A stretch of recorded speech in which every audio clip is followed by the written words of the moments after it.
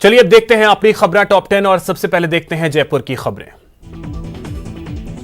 CM Gehlot ने आज सुरक्षा को लेकर वीसी के जरिए समीक्षा बैठक की, जिसमें उन्होंने डीजीपी, एसीएस होम और वरिष्ठ पुलिस अधिकारियों के साथ सुरक्षा पर चर्चा की। जयपुर में पीसीसी चीफ गोविंद सिंह डोटासरा ने केंद्र के 3 कृषि विधेयकों के खिलाफ प्रेस कॉन्फ्रेंस किया और इस दौरान डोटासरा ने केंद्र सरकार पर जमकर हमला बोला और केंद्र के 3 कृषि से जुड़े बिलों को किसान विरोधी बताया।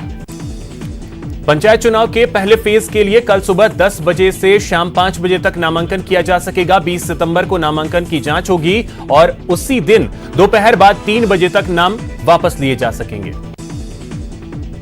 राज्यपाल कलराज मिश्र ने कहा है कि आत्मनिर्भर भारत के लिए भविष्य की जरूरतों को ध्यान में रखते हुए उद्योग धंधों के विकास की रूपरेखा तैयार करनी होगी। उन्होंने तकनीकी विश्वविद्यालय को युवाओं को स्वरोजगार के लिए प्रेरित करने का आह्वान किया। राज्य सरकार ने रॉयल्टी ठेकों की नीलामी प्रक्रिया को निष्पक्ष और पारदर्शी बनाने के लिए ई ऑक्शन शुरू कर दिया है। प्रदेश के 111 रॉयल्टी ठेकों के लिए 14 सितंबर से नीलामी की ई ऑक्शन प्रक्रिया शुरू होगी। 6 अक्टूबर तक ये जारी रहेगी। विकास आयुक्त गौरव गोयल की अध्यक्षता में बीपीसी की बैठक हुई, जिसमें तय किया गया कि जेडीए क्षेत्र में अब व्यावसायिक भूपट्टी आवंटन के दौरान व्यावसायिक पट्टे ही जारी किए जाएंगे। बैठक में 10 प्रकरण रखे गए, जिनमें से 6 प्रकरणों का अनुमोदन किया गया। कोरोना काल में हाईकोर्ट ने निजी स्कूलों से 70% फीस लेने के आदेश दिए थे, लेकिन निजी स्कूल संचालक अपनी मनमानी कर रहे हैं। संचालकों ने अनाप शनाप फीस तय कर दिए हैं, जिससे 70% फीस कुल फीस के बराबर हो गई है।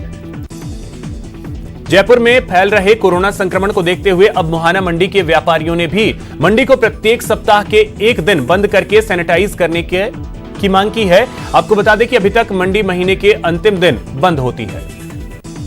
राजधानी जयपुर के सत्र न्यायालय में कोरोना विस्फोट हुआ है, जहां एक साथ 36 कर्मचारी कोरोना पॉजिटिव पाए गए हैं। 16 सितंबर को सभी के सैंपल लिए गए थे। सतरंगी लाइट्स और फ्यूजन म्यूजिक के बीच रैंप पर अपनी अदाओं का जलवा बिखेरती खूबसूरत मॉडल्स और फैशन की चमक को कोरोना महामारी ने फीकी कर दिया है।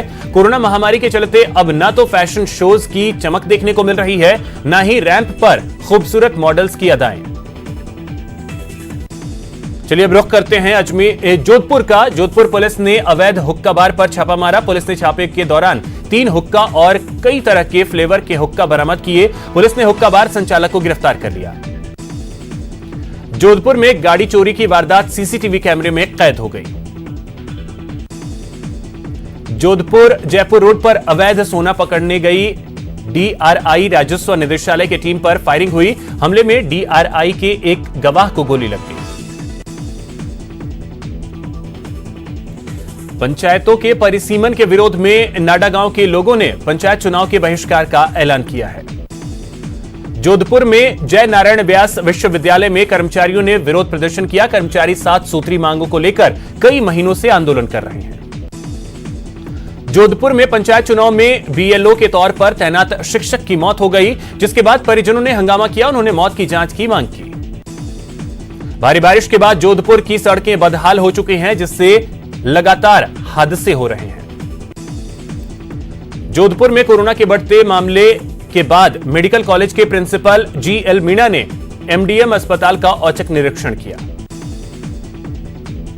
जोधपुर कोरोना के बढ़ते केस के कारण एमजीएच और एम्स के बेड फुल हो चुके हैं। साथ ही एमडीएम अस्पताल में भी 300 बेड अब फुल हो चुके हैं, जिसके बाद एमडीएम अस्पताल के सुपर स्पेशलिटी विंग को कोरोना वार्ड बनाने का काम शुरू हो चुका है। छात्र नेता स्वर्गीय पृथ्वीपाल सिंह देवड़ा की पहली पुण्यतिथि पर जोधपुर में छात्र संगठनों ने रक्तदान शिविर का आयोजन किया। अब रुख करते हैं भरतपुर का। देश के 14 राज्यों में ओएलएक्स के जरिए लोगों से ठगी करने वाले गैंग्स के 8 शातिर बदमाशों को भरतपुर पुलिस ने गिरफ्तार किया है। भरतपुर के बयाना में 10 दिन पहले बड़ी कार्रवाई के बावजूद खनन माफिया अपनी हरकतों से बाज नहीं आ रहे हैं। वहीं आज पुलिस ने खनिज विभाग के साथ कार्रवाई करते हुए अवैध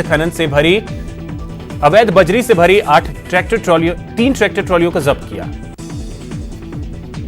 भरतपुर में सिमको फैक्ट्री के कर्मचारियों के मकानों को तुड़वाने के बाद अब सिमको राजकीय स्कूल पर भी गाज गिर गई है। शिक्षा विभाग ने सिमको स्कूल की बिल्डिंग को जर्जर बताकर स्कूल की बिल्डिंग को तुड़वा दिया। भरतपुर में ट्रैक्टर की टक्कर से एक बाइक सवार गंभीर रूप से घायल हो गया। दुर्घटना के बाद ट्रैक्टर चालक मौके से फरार हो गया। भरतपुर नगर निगम फुटपाथ दुकानदारों को 10,000 रुपए तक का कर्ज उपलब्ध करा रहा है। इसकी ब्याज दर सिर्फ 7% सालाना रखी गई है। भरतपुर की सबसे बड़ी कॉलोनी सुभाष नगर जलजमाव से जूझ रहा है। बारिश के पानी के साथ साथ घरों से निकलने वाला गंदा पानी भी सड़क पर जमा हो जाता है।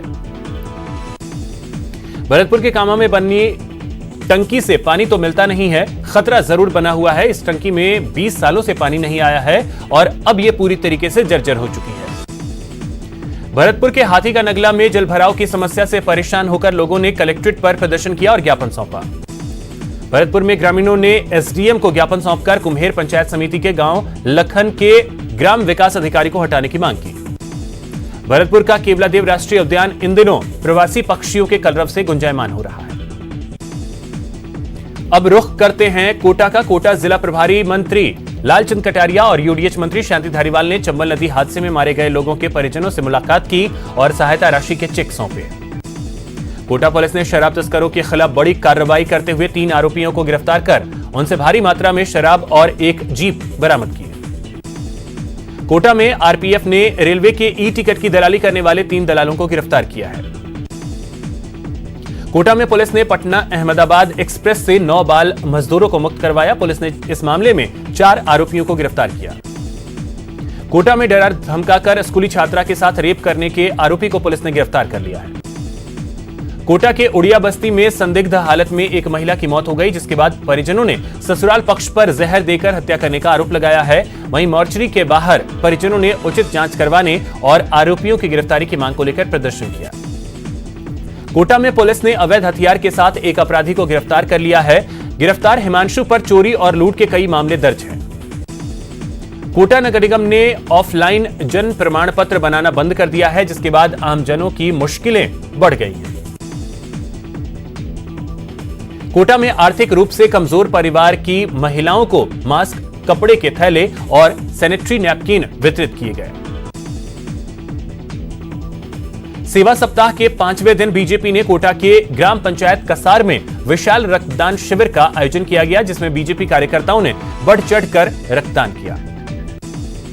अब रुख करते हैं अजमेर का। अजमेर में ऑनलाइन ठगी की घटना लगातार सामने आ रही है। ऑनलाइन जालसाजों ने जॉब लिंक के बहाने एक महिला के अकाउंट से 1,20,000 रुपए उड़ा लिए। अजमेर के सिविल लाइन इलाके में महिला के साथ लूट की वारदात सामने आई है। महिला अपने निजी काम से वैशाली नगर जा रही थी। इसी दौरान सावित्री स्कूल के नजदीक बाइक सवार पर्स छीनकर फरार हो गए। अजमेर में एक ट्रेलर ने मोपेड सवार पति पत्नी को अपनी चपेट में ले लिया। हादसे में पति की मौके पर ही मौत हो गई। अजमेर के अलवर गेट थाना इलाके में कुछ लोगों ने युवक पर जानलेवा हमला कर दिया। घायल युवक ने आरोपियों के खिलाफ केस दर्ज करवाया। अजमेर के चावंडिया गांव के एक परिवार ने एसपी से सुरक्षा की गुहार लगाई है। अजमेर के पुष्कर में पालिका प्रशासन ने अतिक्रमण के खिलाफ कार्रवाई की और ब्रह्मा मंदिर रोड पर 2 बीघे जमीन को मुक्त करवाया। राजस्थान दिव्यांग संघ ने आज अपनी मांगों को लेकर अजमेर जिला कलेक्ट्रेट पर प्रदर्शन किया और सीएम के नाम ज्ञापन सौंपा। अजमेर में लगातार बढ़ रहे कोरोना संक्रमितों के मामले के बाद प्रशासन की चिंताएं बढ़ गई हैं। कलेक्टर प्रकाश राज पुरोहित ने इस महीने में तीसरी बार जवाहरलाल नेहरू अस्पताल का दौरा किया। पीएम मोदी के जन्मदिन को बीजेपी सेवा सप्ताह के रूप में मना रही है। इस मौके पर पुष्कर में रक्तदान शिविर का आयोजन किया गया। अब रुख करते हैं बीकानेर का। बीकानेर एसीबी की टीम ने हनुमानगढ़ के नोहर में डीटीओ के सहायक लेखाधिकारी को रिश्वत लेते रंगे हाथों गिरफ्तार कर लिया। बीकानेर में आज एबीवीपी ने अपनी मांगों को लेकर कलेक्ट्रेट पर प्रदर्शन किया। उन्होंने फाइनल ईयर की परीक्षा के लिए बाहर से आने वाले छात्रों के फ्री में रहने की व्यवस्था करने की मांग की। बीकानेर के कोटी फाटा से वासुदेव धर्मकांटा तक रोड बनाने की मांग को लेकर युवाओं ने एसडीएम को ज्ञापन सौंपा। बीकानेर के सांसद सेवा केंद्र में विशाल रक्तदान शिविर का आयोजन किया गया। अयोध्या में राम मंदिर निर्माण के साथ ही लोगों में खुशी की लहर देखने को मिल रही है। बीकानेर में संतोष सुपर सोसाइटी ने 13 नवंबर को आयोजित राम मंदिर मॉडल कार्यक्रम का पोस्टर का लोकार्पण किया। छात्रों की मांग को देखते हुए बीकानेर के महाराजा गंगा सिंह यूनिवर्सिटी ने LLB सेकेंड ईयर की परीक्षा स्थगित कर दी है। साथ ही फाइनल ईयर की परीक्षा का सिलेबस भी कम कर दिया। बीकानेर में झूठी रिपोर्ट दर्ज कराने का आरोप लगाकर लोगों ने हंगामा किया। लोगों ने आरोप लगाया कि वकील ने मामूली बातचीत पर नाबालिग के खिलाफ झूठा केस दर्ज कराया है। बीकानेर में अवैध खनन का धंधा जोरों पर है। हालांकि समय समय पर खनन विभाग अवैध खनन के खिलाफ कार्रवाई करता है, लेकिन अभी तक इस पर लगाम नहीं लग सका है। इसी बीच श्री